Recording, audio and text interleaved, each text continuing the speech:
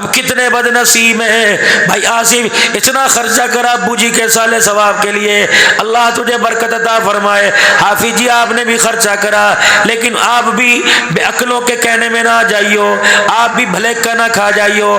میرے عزیزو صرف باپ کو 10 محرم میں یاد نہیں کرنا، اپنے ابا کو روزانہ یاد کرنا۔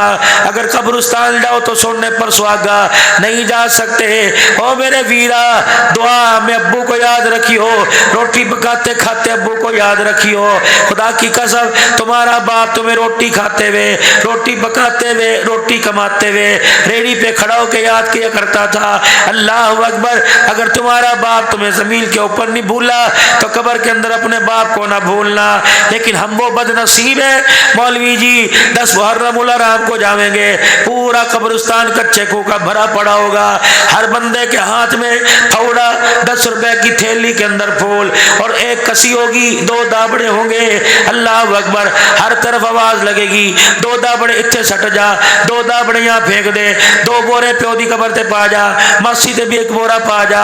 جب بورا قبر کے اوپر مٹی کا ڈلتا ہے، ابا کہتا او رفیق او رشید انور اصغر او محمد اسلم محمد ذکی، میں تو تمہیں بڑا سمجھدار سمجھے کرتا تھا، ڈاکٹر میں نے بنایا، وکیل میں نے بنایا، انجینئر میں نے تمہیں بنایا، لیکن آج تم نے تو ساری اپنی تعلیم کا بھانڈا پھوڑ دیا۔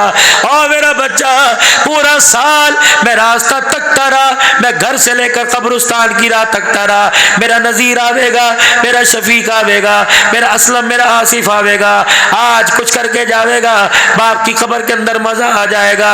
او میرے بچوں جو مٹی کے بورے میرے پہ ڈال کے گئے، پہلے تھوڑی پڑے تھے، یہ تو پورا قبر کا کبا بنا پڑا تھا۔ اللہ اکبر۔ کتنے بے عقل نکلے، 1 سال کے بعد مٹی کا بورا ڈال کے چلے گئے۔ کاش میرا بچہ سر پہ ٹوپی رکھ کر وضو کر کے ہاتھ میں تسبیح لے کے درود شریف پڑھتا تھا، کلمہ طیبہ پڑھتا تھا، گھر سے لے کر یہاں تک۔ اور میرا بچہ تو 100 مرتبہ خدا کو درود شریف سناتا، تیرے درود شریف کی برکت سے اللہ میری قبر کو جنت کا باغ بنا دیتا۔ اور میرا بچہ میری قبر کے پاس کھڑے ہو کر 3 مرتبہ قل اللہ پڑھتا، تیرے ہاتھ نہ اٹھتے، خدا کی قسم قرآن سے فارسی بولتا، اللہ میری قبر کو جنت کا باغ بنتا۔ یہ کیا کیا؟ 1 سال کے بعد آیا، مٹی کا بورا پھینک کے چلا گیا۔